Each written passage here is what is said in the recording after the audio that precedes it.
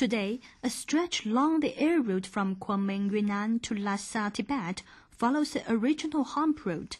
Aircraft flying this route require certain specifications. The altitude limit is 10,000 to 12,000 meters, and the plane must be equipped with pressurized cabin. Flights are usually arranged in the morning because air pressure is lower and the air currents are most stable at that time of day. It is hard to conceive how the C-46, C-47, and C-54 flew this route in such deficient conditions 60 years ago.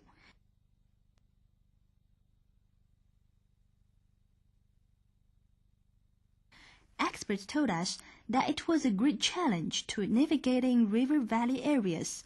Air currents there moves at a high speed.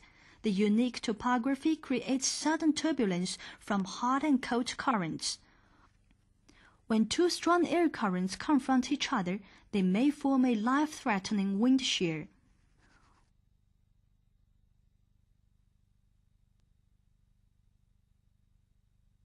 We 收藏了 C46 飞机3架 ，C47 飞机2架。这种飞机的飞行高度呢，只有8000多米，而它的飞行距离呢只有4000多公里。因此，当时这个飞行呢是非常复杂的。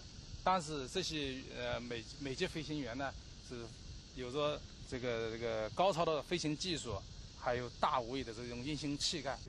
Well, you just ignore it, really. You just keep. I mean, you do what you have to do. You fly your mission, and whatever you were supposed to do, you try to do it.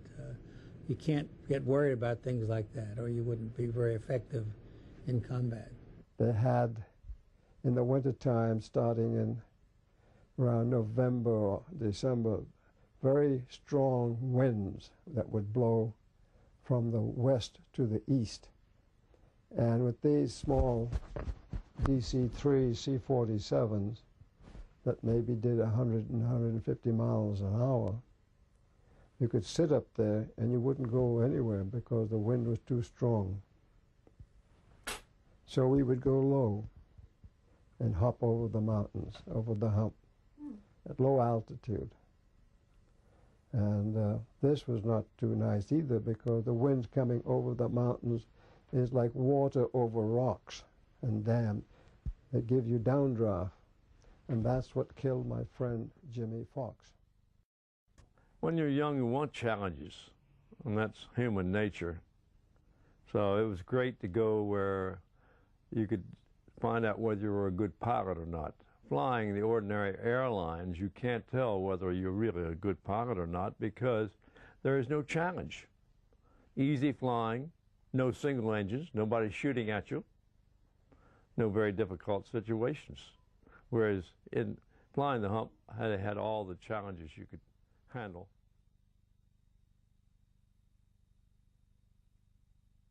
For those who flew the hump route, everything was unknown.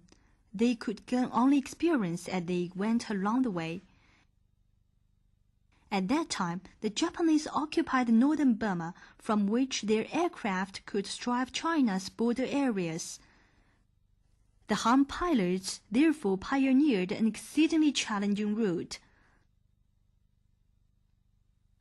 Mountains, rivers, valleys, a huge crag, or even wreckage from the downed planes of their bodies became landmarks for the pilots. These young pilots, in their 20 years of daily flying feats over the hump between India and China, demonstrated unparalleled spirit and matchless navigation skills. Some of them are long buried, while others still live on today. It was unknown territory. The mountains were high, and the weather was bad, and the Japanese Zero fighters were lurking around the corner. So we had three enemies. We had the mountains, we had the weather, and we had the Japanese. The worst one, as far as I was concerned, and many of us, was the weather. 就是气流了不好，一下会站起来吃饭，压着腰杆着，一下也那个是落下去，说屁股都不落地呢，有时候会撞着头，那个波鞋不拉着会撞着头呢。所以呢，气候相当不好，到那些地方，可以天气一变嘛，从地下看那个等几天呢，好玩的呢，几把出了好样的呢。这飞机飞进去嘛，真是一点打在玻璃上。飞机进到银川里头去，你看到它进去，能不能看到它出来，都不晓得呀。有很多飞机就是这样子就损失掉了。Well, we'd start with 4,000 gallons in all of the tanks, and we'd leave 1,100 gallons in China and save enough to get home on. And we first started flying with all the gas tanks full, but that was too heavy, and 3 out of the first flights crashed out in the jungle, so we decided to take some gas tanks out and fly a little bit. The hump route spanned India, Burma, and China, and soared over high mountains, glaciers, dense forests, and Japanese-occupied areas. It is undoubtedly the most challenging air route in the world.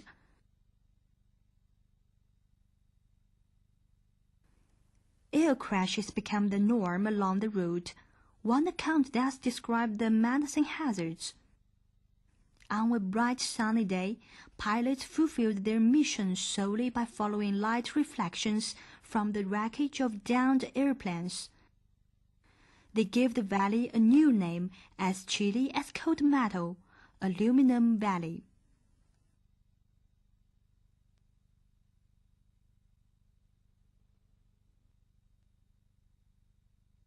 On January 7, 1999, Luo Guangfu and Li Wanben in Shangyang Village, Yunnan, received a gift sent all the way from America, a C-46 model airplane. Upon it bore an inscription that read, "To the village of Shangyang, in appreciation for the help and kindness shown to me and my crew on August 4, 1945, when our airplane crashed near Shenyang," and signed, Pilot Roland R. Johnson, co-pilot Robert D. Roller, radio operator John T. Carroll, Plan C-46A 42107286.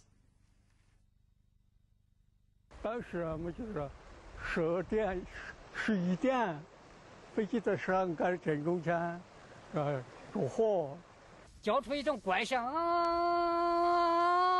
那个叫法，叫了以后呢，飞机就说这个方向呢就塞在了这个坑坑头，大机头呢是在这中间啊，那个机头呢扔掉，这个机头呢就在这个地方。驾驶员们就跳伞，跳我们。或者跳下来200公尺到这个地方，落在这个地方一个，落在坡上一个，落在这个。